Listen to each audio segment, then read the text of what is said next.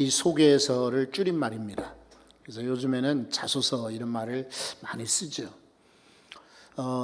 대부분 그렇지 않은 분들도 있습니다만 회사에 들어가거나 또 학교에 들어가려면 양식에 따라 또 요청하는 이력서가 있고 자기 소개서가 있습니다. 이력서는 자기의 출생이나 나이 또 혹은 가족관계 그리고 학력, 경력들을 정확하게 기록하는 것입니다. 누구든지 객관적으로 볼 수 있도록요.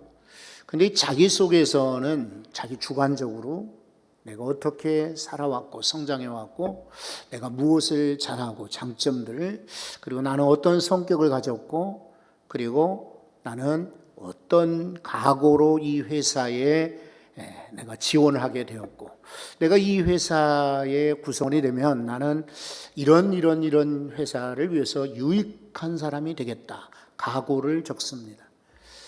그래서 나의 인생관, 나의 각오 그리고 자기소개서에 가장 중요한 것은 정직하게 적는 것입니다. 만약에 이것이 거짓말로 기술이 된다면 나중이라도 발각되면 인사상 불이익을 받게 되거나 어쩌면은 합격이 취소될 수도 있죠. 그래서 정확하게 적는 것. 그리고 요즘에는 이런 자소서를 가르쳐주는 그런 사이트도 있고 학원도 있습니다.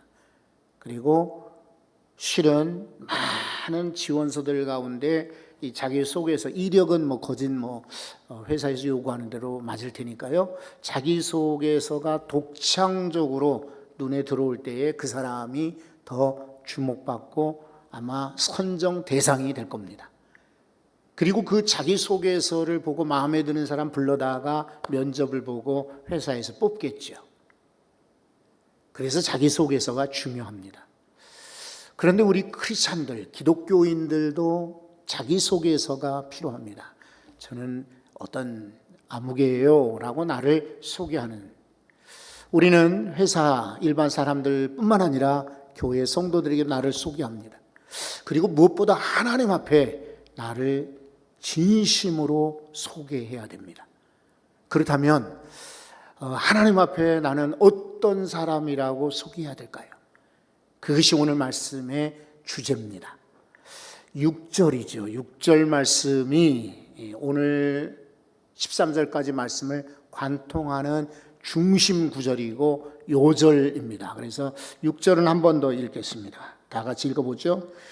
형제들아, 내가 너희를 위하여 이 일에 나와 아볼로를 들어서 본을 보였으니 이는 너희로 하여금 기록된 말씀 밖으로 넘어가지 말라 한 것을 우리에게서 배워 서로 대적하여 교만한 마음을 가지지 말게 하려 함이라. 아멘. 형제들아, 고린도 교회를 향하여서 전파하는 그런 호칭입니다. 그리고 나와 아볼로는 사도 바울의 장점이다. 사도 바울이 참 훌륭한 사람이다. 칭찬할 사람이다. 이 이유는 뭐냐면 나 바울은 이렇게 하지 않고 항상 이 사람은 바울과 바나바, 바울과 디모데, 바울과 실라 이런 식으로 항상 자기와 동력자를 함께 소개하고 있습니다. 그렇죠? 우리는 자기 혼자서 잘하는 사람은 거의 없습니다. 누군가가 도와주기 때문에 가능합니다. 그래서 바울은 언제나 아볼로와, 바울이 고린도 교회 초대 목사라면 아볼로는 2대 목사예요. 그래서 나와 아볼로는, 그리고 중요한 것은요, 본을 보였다 그랬어요. 본, 밑그림을 그린 겁니다. 그리고 너희로 하여금 기록된 말씀 밖으로 벗어나지 않게 하겠다라고 말하고 있습니다. 바울과 아볼로가 이렇게 말씀 중심으로 가르쳤던 거예요. 그래서 잘 된 것입니다. 여러분, 우리도 이렇게 바울처럼 배우는 자, 가르치는 자 되시기를 바랍니다. 무엇보다 바울이 잘 가르쳤잖아요. 둘이서 가르쳤고 본으로 가르쳤고, 그리고 조금 마이크를 줄여주시면 좋을 것 같아요. 방송실에서. 그 다음에는 말씀으로 가르쳤다. 성도 여러분, 우리 이렇게 자소서에 씁시다. 나는 배우는 자입니다. 어떤 사람이라고요? 나는 배울 필요 없어. 그러면 그 인생 끝나는 거예요. 여전히 나는 배우는 사람, 나는 배울 것이 많은 사람. 정말 그렇죠? 하나님 앞에 서기까지 우리는 계속해서 배워야 돼요. 여러분, 무엇보다 세상 경험도 중요하고 이치도 중요하고 과학도 새로운 기술도 중요하지만 말씀을 배우시기 바랍니다. 시편 1편 제일 먼저 나오는 1편 2절에 보면 복 있는 사람은 말이죠, 여호와의 율법을 즐거워하며 그 율법을 주야로 묵상하는 자로다 그랬어요. 그러니 여러분 늘 말씀을 즐거워하십시오. 말씀을 묵상하십시오. 이런 인생이 복된 인생인 줄로 믿습니다. 디모데후서죠. 디모데후서 3장 14절에 이렇게 말합니다. 그러나 너는 배우고 확신한 일에 거하라. 내가 네게서 배운 것을 알며 라고 말하고 있습니다. 이 구절은요, 우리가 신앙생활을 잘하는 비결이 들어 있습니다. 첫째는 진리를 배워야 되고, 두 번째는 배운 것을 확신해야 되고, 그리고 세 번째는 배우고 확신한 일에 거한다. 거기에 천착하고 집중하고 그것을 마음의 중심으로 삼는다는 겁니다. 여러분 많이 배우십시오. 배운 것 가지고 확신, 소망을 가지십시오.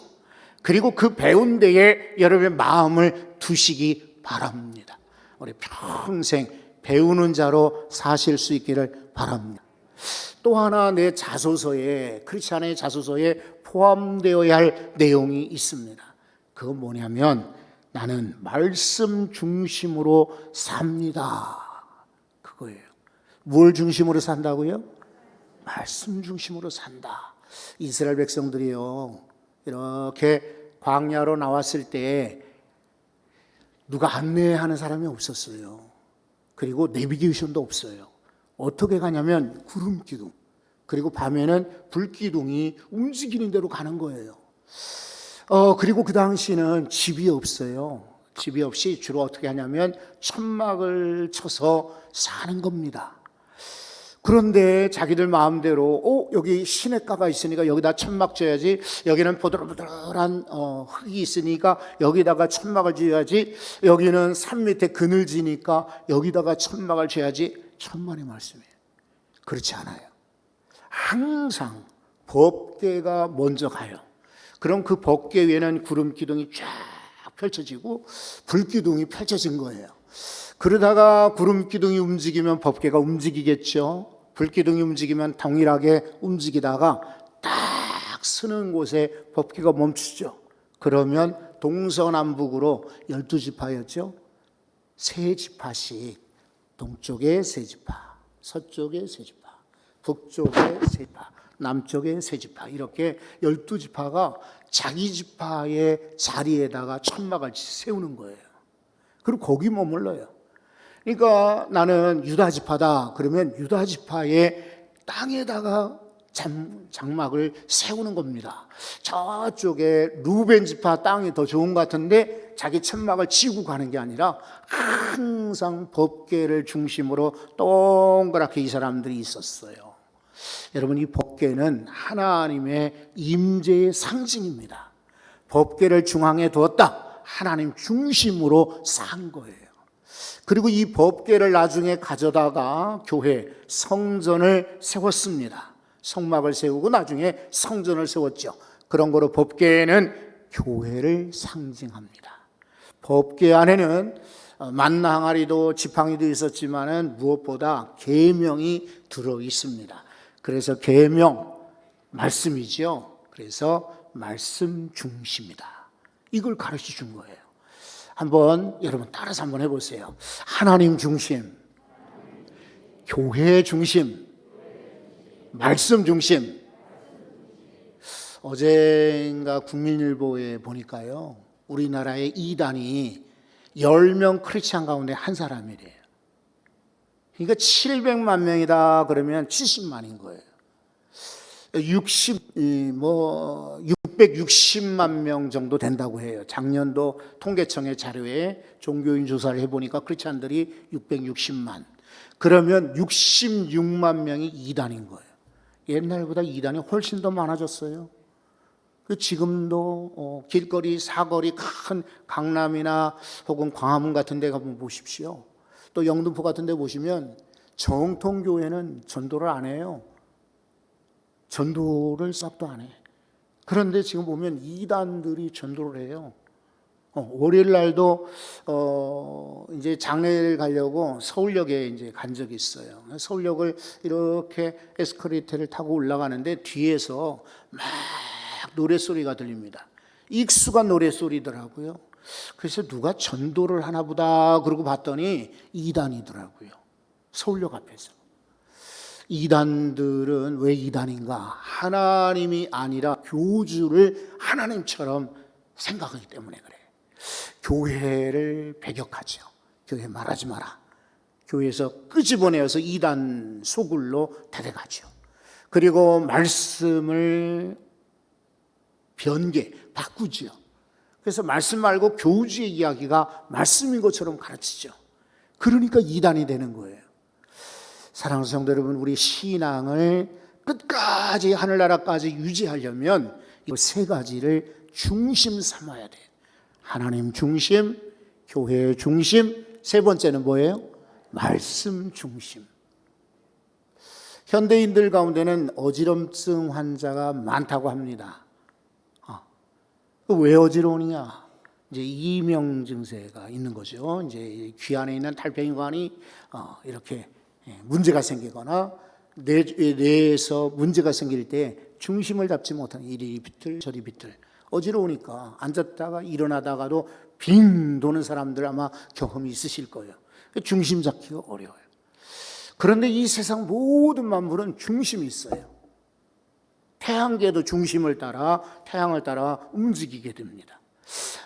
만약에 배가 중심이 잡히지 않으면 기울어지고 그리고는 난리가 날 겁니다.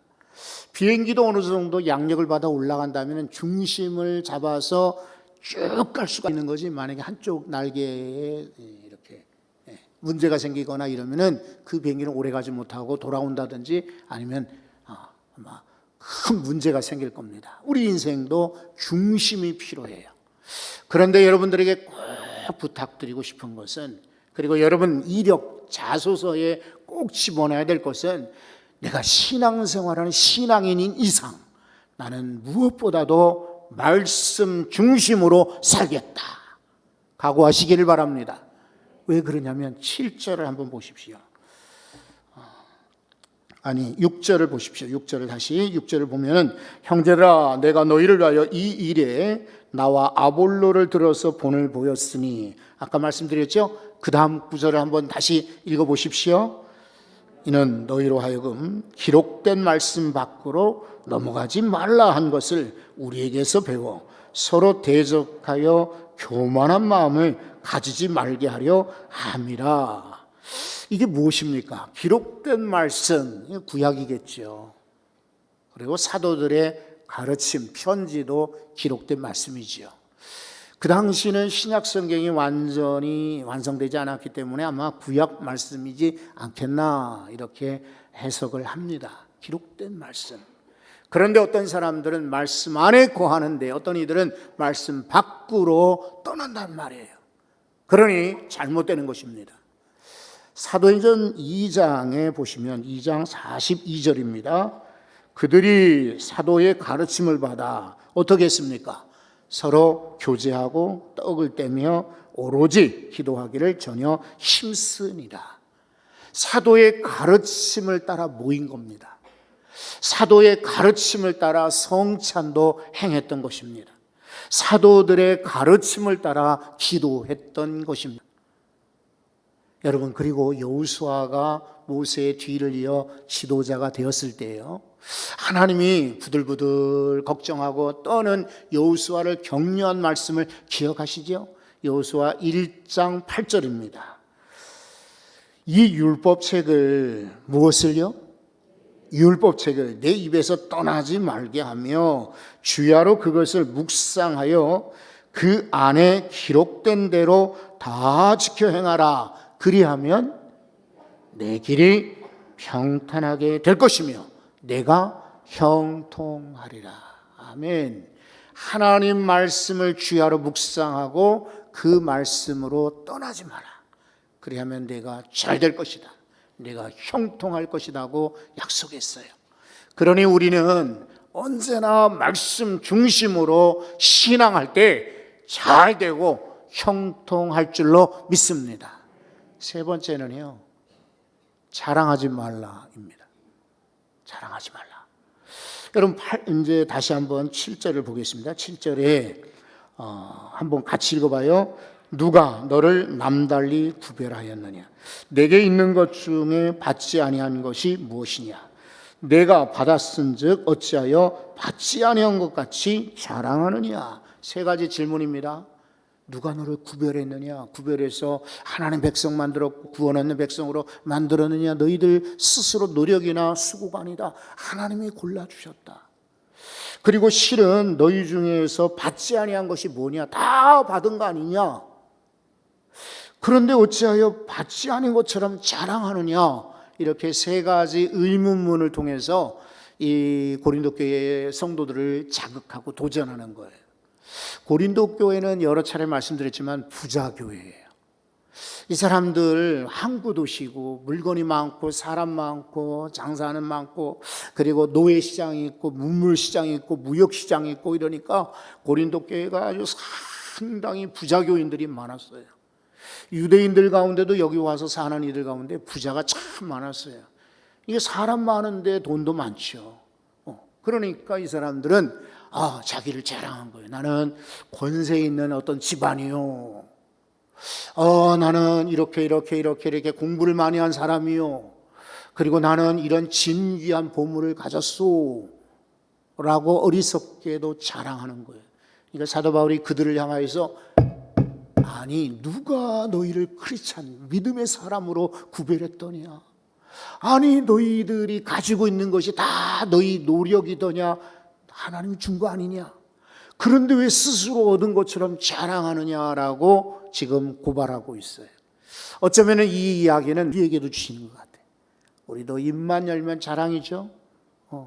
조금만 남들과 다른 것 있으면 자랑하고 자랑하는데 성도들은요, 나는 자랑할 것이 없습니다. 우리 찬송가에 그런 찬송 있잖아요. 지금까지 지내온 것 뭡니까? 주의 크신 은혜라. 지금까지 지내온 것이 내 힘입니까? 부모의 도움입니까? 아니면 여러분의 노력입니까? 그렇죠. 생각해보면 저 경상도, 충청도, 전라도, 강원도 할 것 없이 지방에서 올라와 여기에 자리 잡고 이만큼 아파트도 사고 땅도 갖고 여기저기 또 농사도 짓고 자녀들도 되고 이거 전부 내 힘인 줄로 우리 생각하기 쉬워요. 그러나 이 모든 것, 지나온 것은 모두 주의 은혜입니다. 여러분 이렇게 고백하셔야 돼요. 그러면 주님이 우리를 얼마나 사랑하시겠어요. 내 능력이요 라고 자랑하면은 하나님도 모른 척 하실 거예요. 그런데 하나님, 제가 가지고 누리는 거 지금 좀 부족해도 모자라지만 지금 그래도 지나온 것은 주의 은혜예요 라고 한다면 하나님도 여러분을 주목하실 겁니다. 그리고 더 큰 은혜로 허락해 주실 것입니다. 자랑할 것 없어요. 만약에 혹시 자랑한다면 십자가를 자랑하십시오.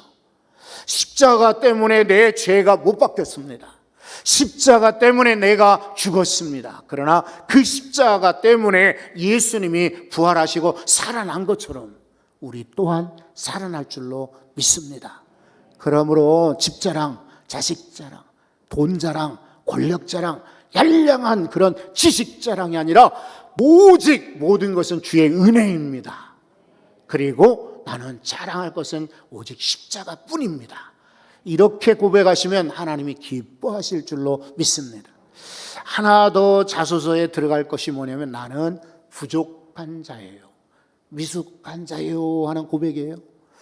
여러분 이 고린도전서 3장 1절을 한번 보십시오. 3장 1절. 형제들아 내가 신령한 자들을 대함과 같이 너에게 말할 수 없어서 육신에 속한 자 곧 그리스도 안에서 어떤 아이? 어린아이를 대함과 같이 너희를 대한다. 고린도 교회 성도들 어린아이라고 지금 말하고 있어요. 2절도 한번 보십시오. 내가 너희를 젖으로 먹이고 밥으로 아니하였노니 이는 너희가 감당하지 못하였음이거니와 지금도 못할 것이다. 여러분 갓난아이한테는 밥을 주나요? 젖을 주나요? 대답을 안 해도 다 아시죠? 막 태어난 배리도 안 된 애들한테 밥을 줘요? 먹어라 이놈아, 먹어야 큰다, 먹어야 입을 열어 먹어. 천만에 젖을 줘야죠. 이 고린도 교회 성도들을 약하다고 어린아이처럼 여기는 거예요. 3절도 보시면 너희는 아직도 육신에 속한 자로다. 시기와 분쟁이 있으니. 그렇죠? 여러분 어린아이가 싸워요? 어른들이 싸워요? 집안에서 보면 망하는 집은 어른도 싸워요. 그렇지만 대부분이 아이들이 싸우죠. 그러니까 아직도 시기와 분쟁이 있는 거 보니까 너희는 어리다, 미숙하다. 그런데 오늘 8절을 한번 보십시오. 8절에 보면은 이 고린도 교회 성도들이 뭐라고 고백하냐면 너희가 이미 배부르며 우리는 참 잘 살아요 그러는 거예요. 이미 풍성하며 우리 모자람이 없어요 그러는 거예요. 그리고 이미 우리는 왕이 되었도다. 이거는 풍자하는 말이에요. 실제로 고린도 교회 성도들이 왕이 됐다는 말이 아니라 너희들 보니까 가진 것도 없으면서 쥐뿔도 없으면서 많이 가졌다고 그러고 풍성하다고 그러고 그리고 높지도 않은데도 왕이 되었다라고 교만하구나 그런 얘기예요. 그러니까 위성숙하다. 여러분 하나님 앞에서 우리는 성숙하게 더 자라야 됩니다. 그 전에는 아직은 나는 미완성이에요 라고 솔직하게 고백하십시오. 오늘 말씀을 여러분 이제 쭉 보시면서 어떻습니까? 나는 정말 말씀 중심으로 살아가고 있는지, 나는 정말 자랑할 것은 십자가밖에 없다라고 고백하는지, 나는 아직도 성숙하지 못하고 미성숙하다라고 고백한다면 여러분은 훌륭한 지금 자소서를 쓰고 있는 것입니다. 이렇게 우리가 겸손하게 나를 낮춤으로 하나님이 나를 올려주심을 우리 모두 경험할 수 있기를 바랍니다. 하나님, 우리가 살면서